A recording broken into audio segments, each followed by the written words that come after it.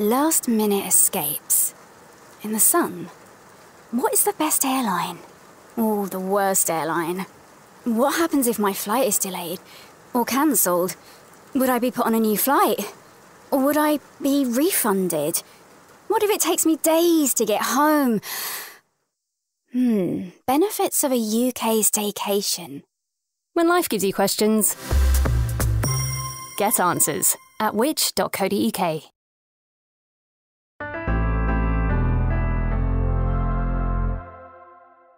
Hello and welcome to the Which Shorts podcast. I'm Rob Lilly-Jones. This is Which Shorts, the podcast where we showcase the best journalism from the team here at Which, your home of free everyday advice. Don't forget, as we approach Christmas too, that there is no better gift than a Which subscription. And until the 31st of January 2024, we're offering our full access membership at half the price for your first year. So that's product reviews, the Which app, Which Magazine in print delivered to you monthly, Which Magazine digital edition, and our Ask Which personalised buying advice. So all that for just £49.50 for 12 months.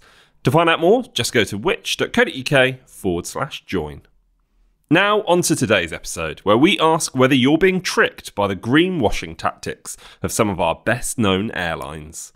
To read us this piece, originally written by Laura Sanders, I'll hand you over to Lauren Bell.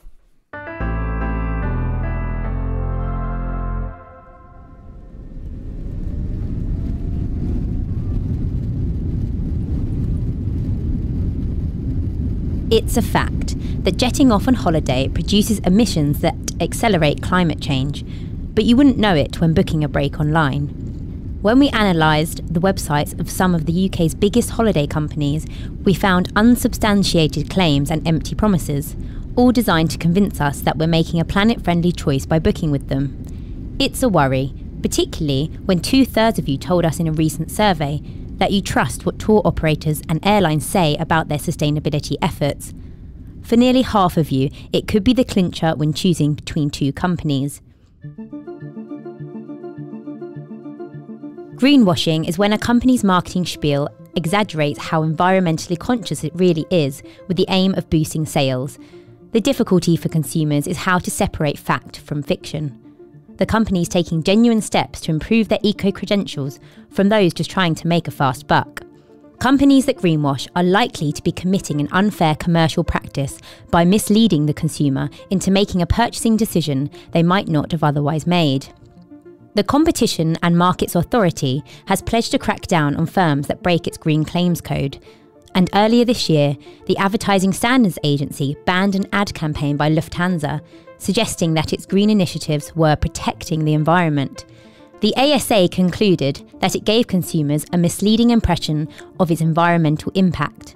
But that hasn't stopped Lufthansa from introducing its more expensive green fares, which claim to offset 100% of flight-related CO2 emissions.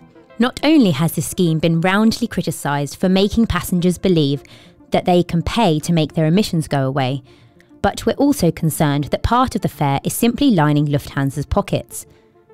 Green fares are subject to dynamic pricing, going up and down with demand, and include other perks like free rebooking and air miles. So whether you pay £100 or £800 for the ticket, it's not clear how much is actually going towards offsetting. The only thing that is clear is that Lufthansa will make more money from these pricier fares. Lufthansa didn't comment on these accusations, but said it offers customers a broad range of services for offsetting CO2 emissions, and it is consistently expanding this offer to make climate-friendly flying even more common in the future.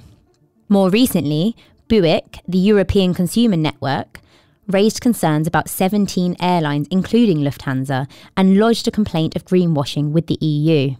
Many of these airlines have committed to becoming carbon neutral by 2050, a phrase that has been bandied about unchecked for years. The problem? It doesn't guarantee any carbon reduction. Simply, the airlines will offset their emissions, paying money towards an environmental project elsewhere. But BUIC is clear that these schemes can never truly counteract the damage done by flight emissions, and that any claim to the contrary is pure greenwash. The 5 holiday companies we looked at have declared their commitments to becoming net zero by 2050, as well as introducing initiatives for greener holidays in the meantime.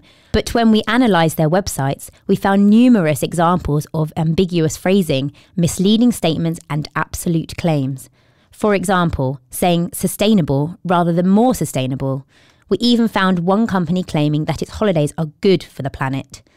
As well as looking at the 5 websites ourselves, we asked a group of Which members to spend up to 10 minutes on each site and tell us which company they considered the most sustainable.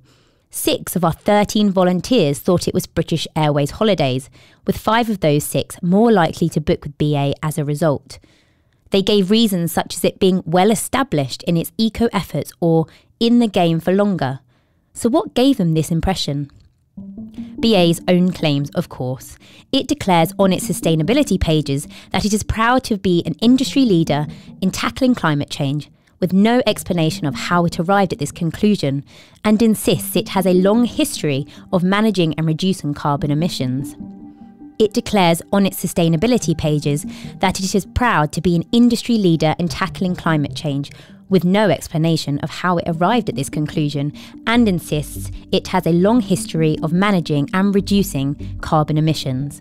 But when we spoke to Buick sustainability expert Dimitri Verne, he told us that BA's website ticks all the boxes of our action against other airlines. It's plain greenwashing. He was particularly concerned about BA's reliance on carbon offsetting schemes to appear more sustainable. When we put this to BA, it said, "We know that carbon offsetting is not a complete solution, but it has a role to play in the short term, while alternatives to fossil fuels are developed. We are working on a range of initiatives and acknowledge that reducing our emissions is a priority." It was a similar story with Jet2 Holidays, which tells customers, "We've got you carbon covered."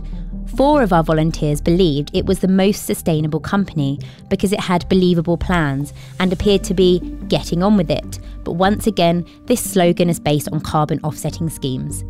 Jet2 told us that unlike other airlines, it does not offer a voluntary option for customers because, as a company, it already offsets every tonne of carbon its aircrafts emit.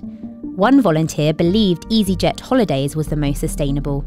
Perhaps that's because the company claims its holidays give a lot more than they take. This phrase is particularly problematic because it suggests EasyJet's sustainable holidays are carbon negative, removing more CO2 than they emit, which, given they involve a fossil fuel intensive flight, simply isn't possible. EasyJet told us it doesn't believe, nor has it ever stated, that its holidays are carbon negative, and it's working to remove all suggestions that they are from its website, including the label Sustainable Holidays. Our analysis also found EasyJet and TUI making bold claims about their eco-hotel collections. Granted, these properties meet the high standards set out by the Global Sustainable Tourism Council, a non-profit that sets the global baseline for sustainable standards in travel. But TUI's description of the entire holiday as green and fair seems a stretch. Our Buick expert was also sceptical. While reducing waste and using paper straws is nice, says Verne, the eco-hotel is absolutely marginal compared to the CO2 your flight chugs out to get you there.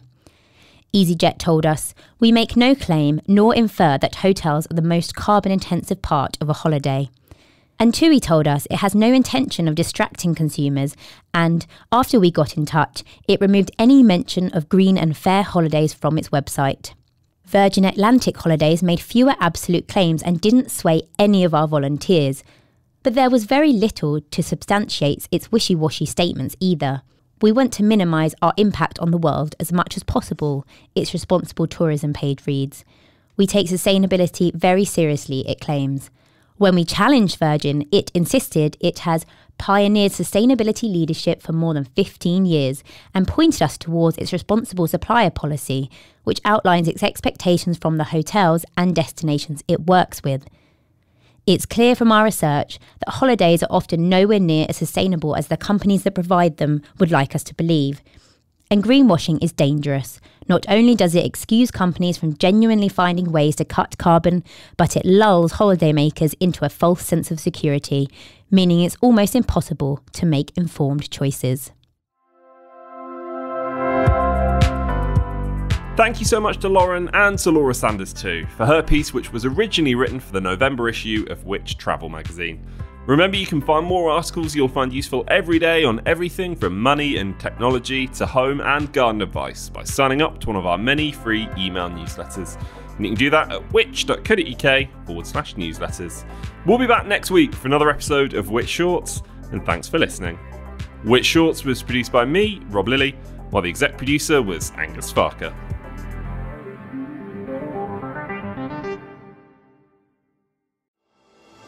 Scammers are stealing hundreds of millions of pounds every year. They bombard us with fraudulent texts, emails and calls. And what's more, their tactics are getting increasingly sinister. To keep across the latest scams, sign up to our free Scam Alert service to help you stay ahead of the latest scams and protect yourself. Go to which.co.uk/scamalert-newsletter. That's which.co.uk/scamalert-newsletter. Thank you.